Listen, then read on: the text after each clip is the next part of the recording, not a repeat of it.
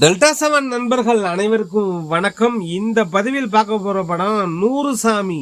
படம் எப்படி இருக்குன்னு பார்ப்போம். விஜய் ஆண்டனி அவர்கள் நடிப்பில் இயக்குனர் சசி அவர்கள் டைரக்ஷனில் நம்மூர் தியேட்டர்லேயே வெளியாகி இருக்கு. இந்த படத்தோட கதை என்னன்னு பார்த்தோம்னா, விதவைகள் மறுமணம் சம்பந்தப்பட்ட கதை தான். இது ஒரு உண்மை சம்பவம், ட்ரூ ஸ்டோரி தான். கள்ளக்குறிச்சி பக்கத்தில் நடந்த கதை தான்.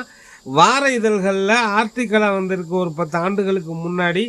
அந்த பள்ளிக்கூட ஆசிரியர்கள் பேட்டியெல்லாம் கொடுத்துருக்காங்க. கதையை சுருக்கமாக பார்த்தோம்னா, சுவாசிகா படத்தில் அவங்க பேர் கதாநாயகி, அவங்க தான் லீட் ரோல் பண்ணியிருக்காங்க. சுவாசிகா படத்தில் அவங்க பேர் செல்வி. ஒரு 25 வயசுலேயே கணவனை இழந்த செல்வி. அவங்களுக்கு 2 மகன்கள், பாஸ்கர், விவேக்னு பேர். 2 மகன்களையும் கஷ்டப்பட்டு படிக்க வச்சு வளர்க்குறாங்க. கிடைச்ச வேலையெல்லாம் செய்கிறாங்க. ஒரு கட்டத்தில் இல்லற வாழ்க்கைக்கு ஆசைப்படுறாங்க. அதுக்கு முறைப்படி 2வது திருமணம் செஞ்சுப்போம் அப்படின்னு நினைக்கிறாங்க. பிள்ளைகளோட சம்மதத்தோட 2வது திருமணம் நடக்கணும்னு நினைக்கிறாங்க. மறுமணத்துக்கு ஆசைப்படும் அம்மாவை பிள்ளைகள் வெறுக்க ஆரம்பிக்கிறாங்க. இதனால் அந்த ஆசையை குழி தோண்டி புதைச்சிட்டு 2 மகன்களே உலகம் என வாழ ஆரம்பிக்கிறார். 2 பிள்ளைகளும் வளர்ந்து அவங்க வயசுல காதலிக்க தொடங்கும் போது தன் தாயின் நியாயமான ஆசையை புரிந்து கொள்கிறார்கள். சுவாசிகாவின் மீதி வாழ்க்கையாவது அவங்களுக்காக அவங்க விருப்பப்பட்டபடி வாழட்டும்னு அம்மாவுக்கு திருமணம் நடத்த முடிவு செய்கிறார்கள். மகன்களின் வற்புறுத்தலை ஏற்று மனைவியை இழந்த விஜய் ஆண்டனி அவரை சந்தித்து பேசுகிறாங்க. அவரோட நல்ல குணம் அவங்களுக்கு பிடித்து போக அவரை 2வது திருமணம் செய்து கொள்ள முடிவு செய்கிறார். திருமணத்தை மகன்களே முன்னின்று நடத்த தயாராகிறார்கள். இதற்கு இடையில ஊர்மானமே போயிடும் என்று ஊர்க்காரர்கள் இந்த விதவை திருமணத்தை இந்த ஊரில் நடத்த விட மாட்டோம்னு ஒரு பக்கம் பிரச்சனை செய்கிறாங்க. வேல்கம்பு வெட்டர்வாலோட உறவுக்காரரான தாய் மாமன் கருணாசி, சுவாசிகாவோட அண்ணன், அவர் ஒரு பக்கம் எங்கள் மானத்தை வாங்கிறதுன்னு முடிவு பண்ணிட்டியா, உன்னை கொல்லாமல் விட மாட்டேன்டின்னு தங்கச்சிக்கிட்ட பிரச்சனைக்கு வர்றாரு. அவருக்கு ஒரு பொண்ணு, அந்த பொண்ணை தன் தங்கச்சி பையன்கள் 2 பேரில் யாராவது ஒருத்தனுக்கு கல்யாணம் செஞ்சு வைப்போம் அப்படின்னு நினைக்கிறாரு. நல்லா படிச்சிருக்காங்க, நல்லா சம்பாதிக்கிறாங்க. தங்கச்சி பையன் வேற.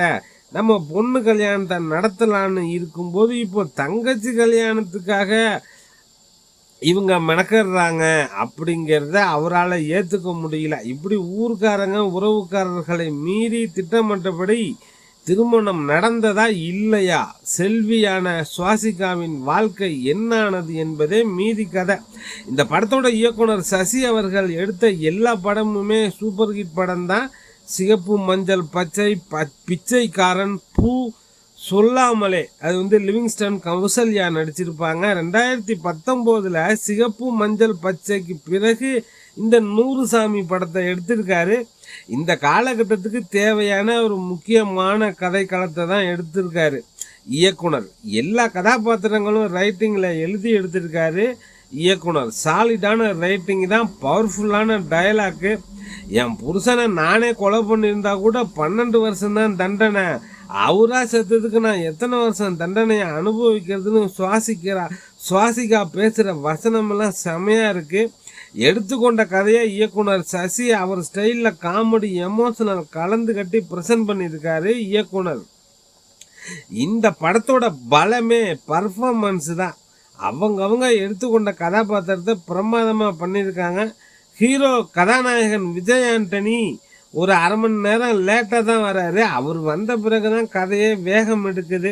கௌரவ தோற்றம் போல் வந்து போனாலும் முக்கியமான கதாபாத்திரம். கதையின் நியாயத்தை உணர்ந்து நடிச்சிருக்காரு. இப்படியும் நடிக்க முடியுமா என நடிப்பில் பின்னி படம் எடுத்திருக்காங்க கதாநாயகி சுவாசிகா. அப்பாவித்தனம் நிரம்பிய உடல் மொழி, எப்போதும் வியர்வை படிந்த முகம், ஓய்வின்றி மகன்களுக்காக உழைக்கும் அம்மா, வேலைக்காக அலைந்து திரிவது என படத்தை நகர்த்தி செல்வதே சுவாசிகா தான். தயக்கம், நடுக்கம், ஏக்கம் என வெளியில் சொல்ல முடியாத ஆசை என பல உணர்வுகளை நடிப்பில் வெளிப்படுத்தியுள்ளார். மலையாள படம் பார்த்தவங்களுக்கே சுவாசிகாவின் நடிப்பு பற்றி தெரியும். பிரமாதமான ஆர்டிஸ்ட்டு, பிரமாதமாக இதுலையும் பண்ணியிருக்காங்க. அந்த செல்வி கதாபாத்திரத்தை சூப்பராக பண்ணியிருக்காங்க. மூத்த மகனாக அஜய் திசான், இளைய மகனாக சக்தி, மூத்த மகன் பொறுப்புள்ள மகனாகவும் இளைய மகன் விளையாட்டுத்தனம் துடுக்குத்தனமாகவும் 2 பேருமே நல்லா நடிச்சிருக்காங்க. இவர்களை தாண்டி காவ்யா அனில், பாடினி குமார், பாலாஜி சக்திவேல், கருணாஸ், பகவதி பெருமாள், ஜென்சன் மற்றும் பலர் இணைந்து நடிச்சிருக்காங்க. கள்ளக்குறிச்சி அருகே நடந்த ஒரு உண்மை சம்பவத்தை அடிப்படையாக கொண்டு இந்த படத்தை எடுத்திருக்காரு இயக்குனர் சசி. கணவனின் மறைவுக்கு பிறகு தனது 2 மகன்களை கண்டிப்புடனும் பொறுப்பாகவும் வளர்க்கும் செல்வியிடமிருந்து கதை தொடங்குகிறது. கல்வியே படிப்பு தான் அவங்கள முன்னேற்றத்துக்கு ஒரே வழி என உணரும் செல்வி அவர்களை படிக்க வைக்க ஓய்வில்லாமல் உழைக்கிறார். ஒரு ஃபீல் குட் மூவி தான். முதல் பாதி கொஞ்சம் ஸ்லோவாக தான் போகுது. விஜய் ஆண்டனி வருகைக்கு பிறகு 2ஆம் பாதி சுவாரஸ்யமாக இருக்கு. ஒரு சூப்பரான செகண்ட் ஹாஃப் தான். பார்க்கணுன்னு நினைக்கிறவங்க பாருங்கள். டெல்டா 7 நண்பர்களுக்கு நன்றிகள் பல.